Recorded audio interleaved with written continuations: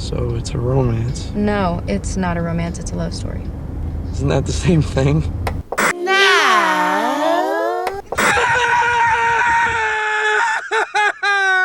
Greetings, my friend.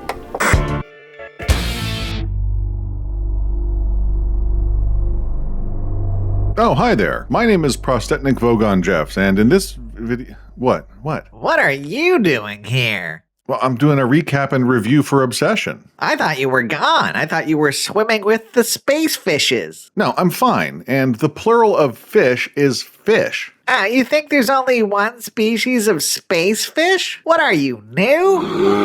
No. It's a false fish alert, my friend.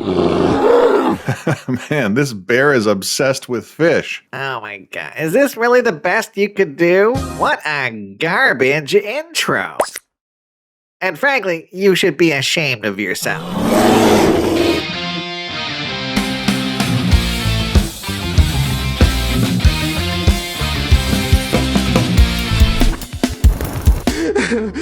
I'm sorry. I need to reverse it. No. I need to reverse it. Written, directed, and edited by Curry Barker, Obsession is a 2026 supernatural horror... Wrong.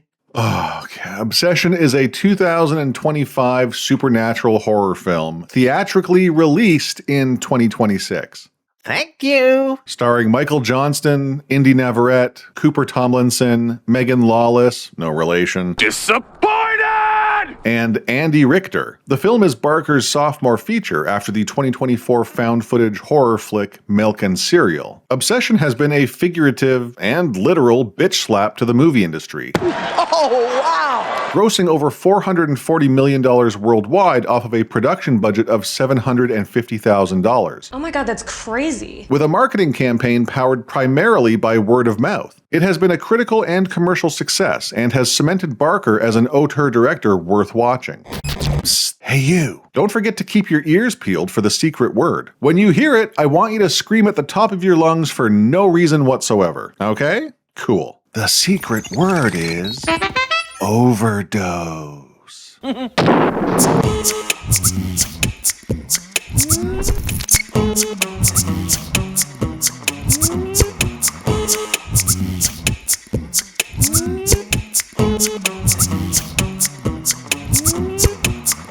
All right.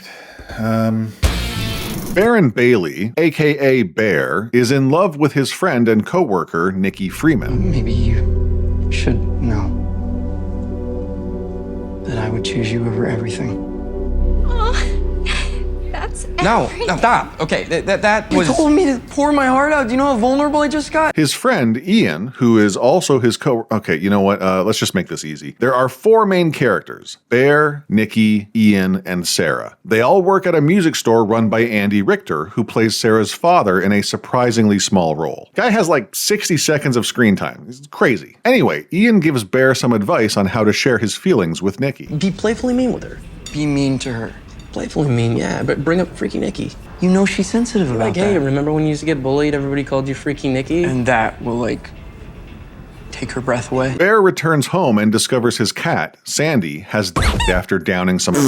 How did she open the lid on that thing? Hey, you, shut up. Maybe Bear forgot to close it properly. Ever think of that? Anyway, he mourns the death of his cat by social media stalking Nikki, who then calls him to try and convince him to come out to trivia night. I don't think I'm gonna make it tonight, actually. Aw, Bear, no. I wanted to see you tonight. She tells him that she's planning on quitting her job, and then something happens and she loses her crystal necklace down a drain. God damn it. Are you okay? No, I just dropped my crystal necklace down the drain. On his way to trivia night at a local bar, Bear stops at a shop to buy Nikki a new necklace. He's distracted by a display of One Wish willows, a novelty item that professes to grant one wish to whoever breaks its branch. Whoever? Whomever? Whatever. Okay, well, don't come back complaining. Do people complain about these, or? Some people don't open them, but the people who do, come back and complain. They're mad because it doesn't work? Yeah, or whatever. Or it does work and it, like, ruins their lives. Or they die or wish they were dead. You're good. Very good. Yeah, you could write a review. Later, at the bar, Bear struggles to break the ice with Nikki and find an opportunity to express his feelings for her. And Ian drops a subtle Chekhov's gun in everyone's lap. Sarah just told me that her dad keeps a gun in the break room safe. Wow. After the trivia night, Ian and Sarah want to keep things going by heading to another bar, but Nikki just wants to go home. So Bear offers to give her a ride. Thank you. Bear. Bear, you have to come. If you know what I mean, boys. But no, he just gives her a ride home and they talk about his cat and how Nikki wants to quit her job and write and blah, blah, blah, blah, blah, blah, blah. Oh, and it turns out that Sarah actually has a bit of a crush on Bear. Sarah's asking about you all day today. How do you feel about that? But he's not really interested in her. He gets awkward with Nikki and she calls him out directly. Do you like me? What? Because if you do, now's the time to tell me. But Bear is a coward and immediately backtracks to cover his ass. I think we're good friends. Good. Good night. Nikki heads inside as Bear sulks in his car, and he pulls out the one-wish willow to make a wish. I wish Nikki Freeman loved me more than anyone in the fucking world. Nikki then reappears and starts acting really weird. I mean, I did just lose my cat, Bear. You lost your cat? Oh, wait. I mean, you lost your cat. She invites Bear inside, but he's a little thrown off, confused by her behavior. Part of him suspects the one-wish willow worked, but how could that be possible? He chalks it up to her inebriation, but Nikki persists, claiming that she is distraught because of her estranged father's illness. She doesn't want to be alone and convinces Bear to take her back to his place. And he gives her his bed, but she wants him to sleep with her, to keep her company. Nikki then moves in to kiss Bear, but stops abruptly, confused. What the fuck? She's clearly upset and not in a great headspace. I'm just so...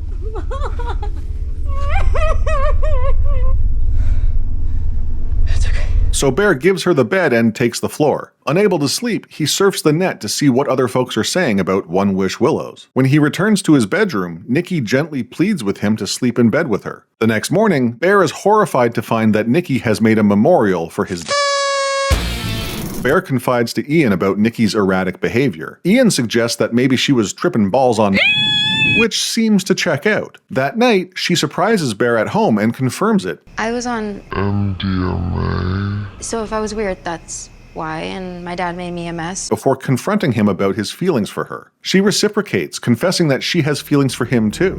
How long have you felt that way? It's just happened over time. Which leads to a montage of their relationship developing to the disbelief of those around them. The lovebirds go out for dinner and Bear asks Nikki about her father. Can we not talk about that? Okay. She deflects and changes the subject to Bear's career aspirations. He wants to be a food critic. You put ketchup on your steak. I'll come in and they'll be like, hey, aren't you the food guy? And I'll say, please, call me 3 by Bailey. Their conversation is interrupted by Ian, who calls to tell Bear that Nikki's estranged father isn't... He's perfectly healthy. Ian is also concerned with Nikki's disposition. Apparently, she recently told Sarah that she thought of Bear as a little brother. She had more or less preemptively friend-zoned the dude. So it's a little odd that now she's all over him. Unsettled by the information, Bear confronts her about it. Does your dad really have cancer?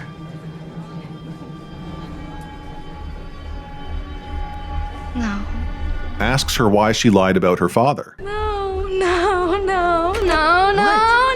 don't do that! I thought we were having a nice We are. day! We are. Now, that kind of reaction is an absolute red flag. But Bear is so determined to be with his crush that he ignores it. They go back to his place and yeah, something is definitely wrong with Nikki. Bear wakes up in the middle of the night to find her watching him sleep and acting super emotional.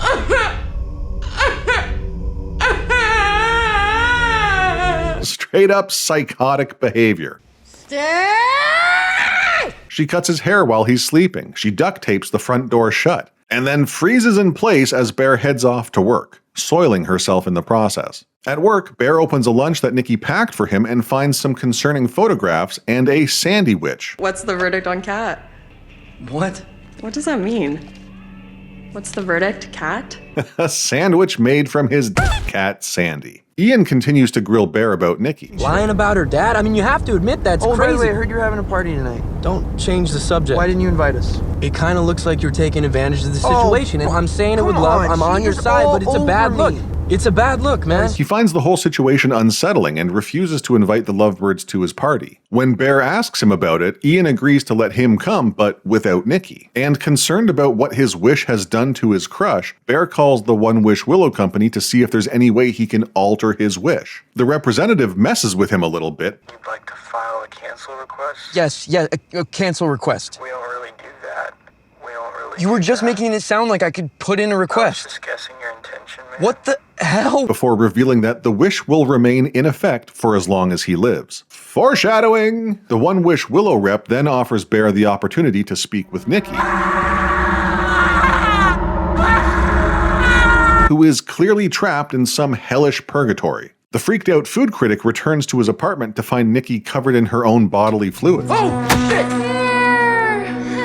He confronts her about Sandy, and she's all like, yeah, whatever. But when he mentions Ian's party and how he plans on going alone, she loses her goddamn mind. Ian said it was a boys' night, so I think maybe I'll just go.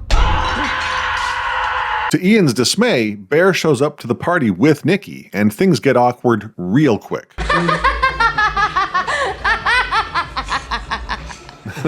No, like really awkward. I would fillet his meaty forearm, roll it like a stick of licorice, and insert the flesh between my... Damn! Okay, no, listen, I know I'm saying it was weird, but like, I'm talking really weird. Kiss the person on your left.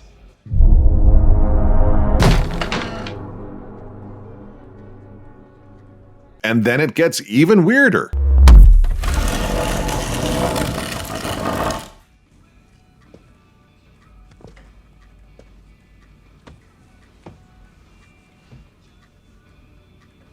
Everybody is creeped out. I'm just kidding, guys. I'm just kidding. Nikki tries to play it all off like it's a joke Okay, fine. I'm not joking. Deal with it. before having another freak out moment.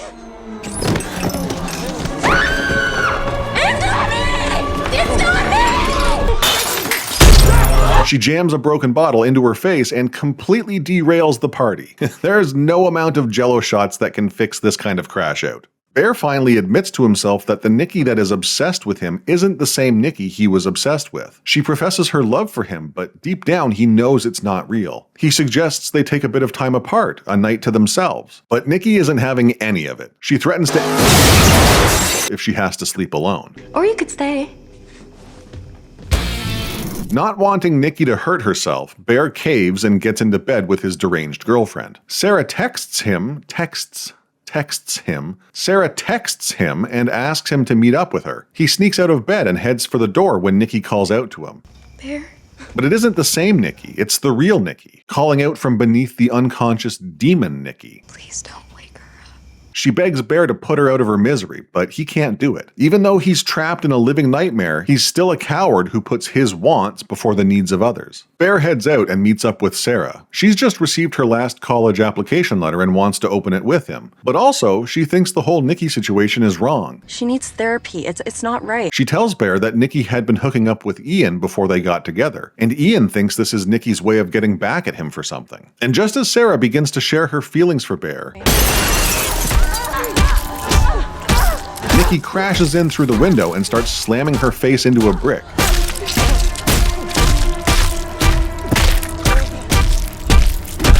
Suffice it to say, Sarah does not survive the incident. Nikki does her best to comfort Bear, who has clearly himself, but she's also not afraid to point out that this is all his fault. You wanted this. You wished for this. She sends Bear home as she disposes of the body, but he decides to make a quick stop at that shop so he can buy another One Wish Willow and fix the mess that he's made. After getting dicked around by the dude running the shop, What's a One Wish Willow? Bear buys up the last One Wish Willow and tries to undo his original wish. But he can't do it. It's not a two-wish willow. Duh. You only get one, buddy. So he takes it to Ian and tries to explain everything. Being of sound mind, Ian doesn't buy a word of it. Stop. Okay, I need you to say, I wish my friend Barry. I wish for $1 billion. He jokingly wishes for $1 billion, and money immediately starts falling from the ceiling. Disappointed and disheartened, Bear heads back to his apartment where he is hoping he'll be able to convince Nikki to make a wish. Instead, he finds that his psycho girlfriend did not dispose of Sarah's body, but rather transported it back to Bear's place to put on display. Nikki demands to know why Bear doesn't love her and threatens to using that super subtle Chekhov's gun. Concerned by the screaming,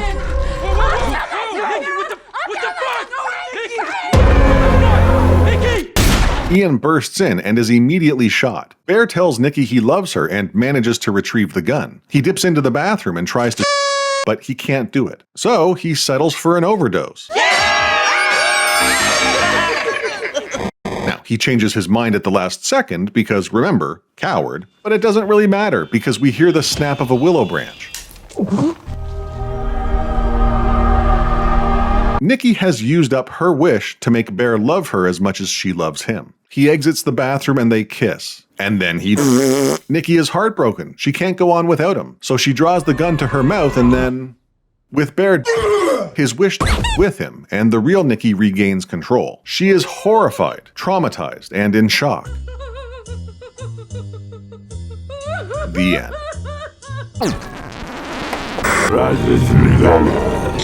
I really liked Obsession. I'd even go so far as to say that I loved it. Are you serious? Dead serious. It takes a handful of derivative concepts, chews them up, and spits them out in a novel and well-developed package full of humor and catharsis. The plot works beautifully in aid of its subtext, which deals with timeless themes like unrequited love, wish fulfillment gone wrong, alienation, and regret, as well as the core theme of consent. It's deftly handled by Barker's script and direction, being obvious enough to spot but never getting in the way of the story. Horror movies, and modern cinema in general, have a tendency to skimp on character development. What? But Obsession bucks both trends. This is primarily due to a well-written screenplay, though it would be a disservice to the actors to not give them a good amount of credit. Johnston and Navarrette give outstanding performances that deliver depth and humanity, a verisimilitude absent from many of their cinematic contemporaries. I had initially given Obsession a Maniac movie score of 9 out of 9. I was blown away after my first viewing, but I wasn't sure if I was impressed because it was a good movie or because it was an okay movie rising to the surface in an ocean of shit. Why does that make me nervous? I don't know.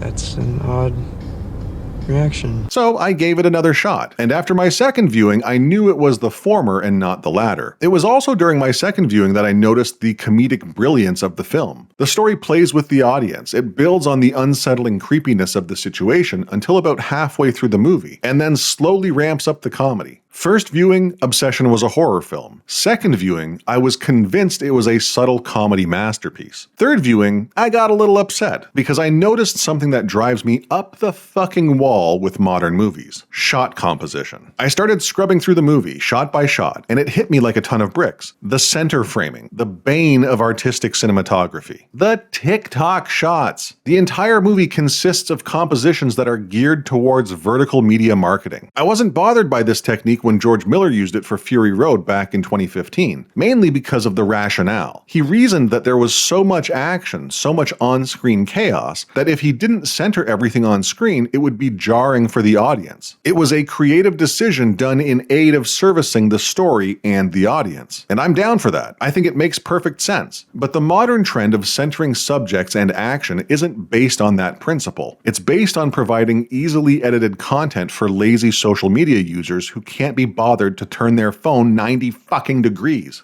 Shut up. I get it. I understand that turning your phone doesn't work for the 916 TikToks and shorts.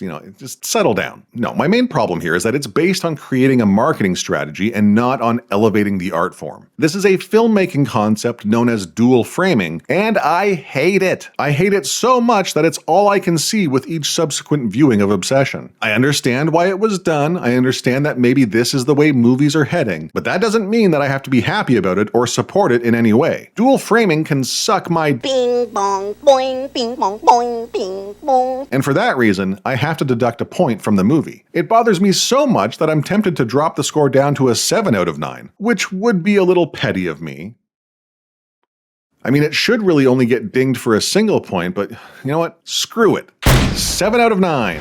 This is on you, Curry. You made me do this. All right, but seriously, Obsession is still a great movie worth watching, and you should definitely check it out.